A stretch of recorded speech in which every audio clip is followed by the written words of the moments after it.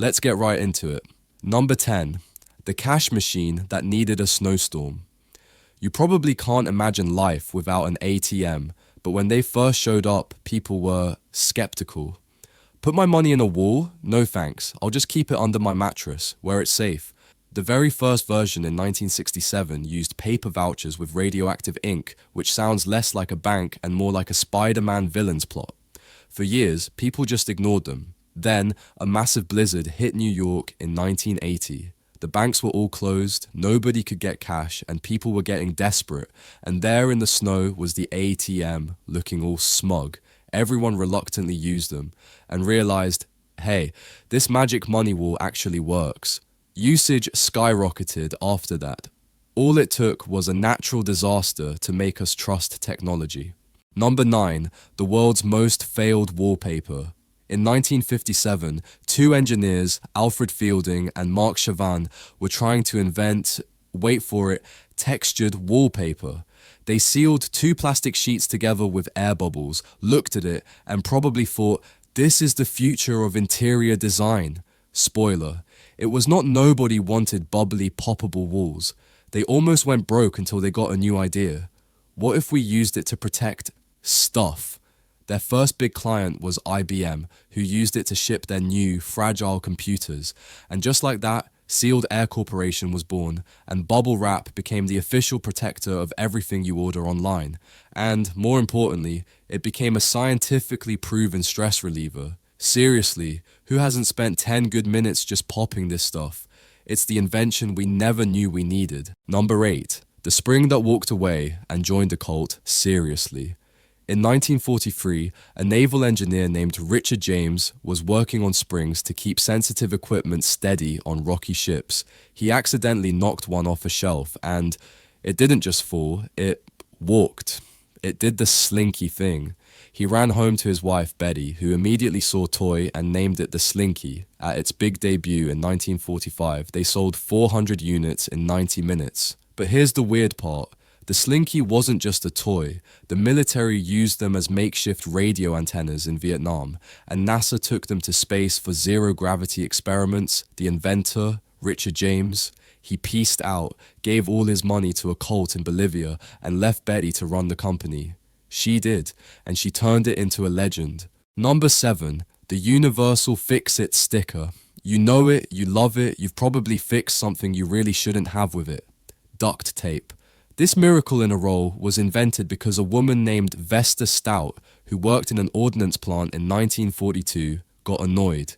The ammo boxes were sealed with flimsy paper tape and wax, which was slow and terrible. She suggested a strong, waterproof, cloth-backed adhesive tape. The military loved it. Soldiers started calling it duct tape because it was waterproof, like water off a duck's back, and they used it to fix everything. Tents, jeeps, you name it. After the war, it got its shiny silver makeover to match heating ducts, which is where the name duct tape comes from. It famously helped save the Apollo 13 mission, and it's probably holding a piece of your car together right now. Don't judge. Number 6. The stickiest mistake.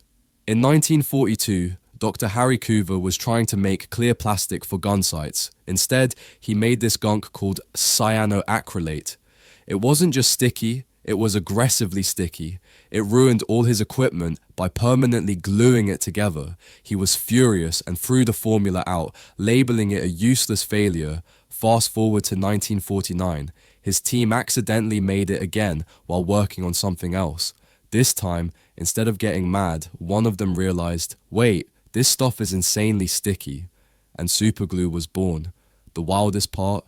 During the Vietnam War, medics realized they could use it to seal battle wounds in emergencies, literally gluing soldiers back together long enough to get them to a hospital, from a failed gun site to a battlefield lifesaver. And the reason you keep gluing your fingers to the coffee mug. Number 5. The snack that became a sport. Back in the 1940s, college students, well, they were just as weird as they are now. Students at Yale would buy pies from the Frisbee pie company, eat them, and then start flinging the empty tins at each other, yelling Frisbee so they wouldn't smack an unsuspecting classmate in the face. A guy named Walter Morrison saw this and thought, I can make money off this. He designed a plastic version called the Pluto Platter. Nice. In 1957, the toy company Wham-O bought his design, misspelled the name as Frisbee, and it exploded. Now we have Ultimate Frisbee and Disc Golf, all because some students were bored and didn't want to throw away their trash. Number 4, the Doctor's Little Helper. Okay, so at number 4 we have the Doctor's handy muscle massager. Look, in the 19th century, doctors had this very common, very vague diagnosis for women called hysteria. The treatment was manual stimulation by the doctor. Yeah, it was totally clinical, and apparently it took forever and gave the poor doctors terrible hand cramps. So in 1883, Dr. Joseph Mortimer Granville invented the first electromechanical stimulator. It was officially for muscle massage, but doctors immediately realized it made the hysteria treatment way faster. By the early 1900s, these massagers were being sold in home catalogs for tension and nerves. It wasn't until the 1970s that everyone just kind of agreed to call it what it is. An accidental invention that, well, it relieved a lot of tension. Number 3, the salty snack born from pure spite. This one is my favorite. In 1853, Chef George Crumb was dealing with an impossible customer. This guy kept sending his fried potatoes back, complaining they were too thick and soggy. Crumb, getting progressively angrier, finally snapped. He decided to get petty. He sliced the potatoes paper thin, fried them to a rock-hard crisp, and dumped a whole shaker of salt on them, thinking, he'll hate this. But the customer loved them. Saratoga chips were born. Crumb never mass-produced them, but Herman Lay sure did, turning a chef's petty revenge into a multi-billion-dollar global obsession. It's the best I'll show you in history. Number 2, the throne. We literally can't live without you. Think the toilet was an obvious invention? Nope. For most of history, waste management was just tossing a pot out the window. Seriously. In 1596, Sir John Harrington invented a flushing toilet for Queen Elizabeth I, but it was seen as a weird toy, and it didn't catch on. The real problem was the smell.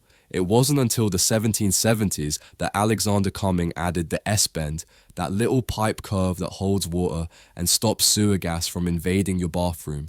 That was the real genius move. But the biggest push? In 1858, London had the Great Stink. The Thames was so full of everything that the whole city reeked and people were dying of cholera. The smell was so bad it literally forced Parliament to build a proper sewer system. We didn't invent the modern toilet because we're fancy. We invented it because we were about to be wiped out by our own stench. Number 1, the immortality potion that went boom. And the number 1 accidental invention. This is the ultimate whoops. In 9th century China, alchemists were obsessed with finding the elixir of life, a potion to make them live forever. They were mixing everything they could find, sulfur, charcoal, saltpeter. They heated it up and boom, they didn't find eternal life, they found gunpowder. The military immediately went, ooh, what's this?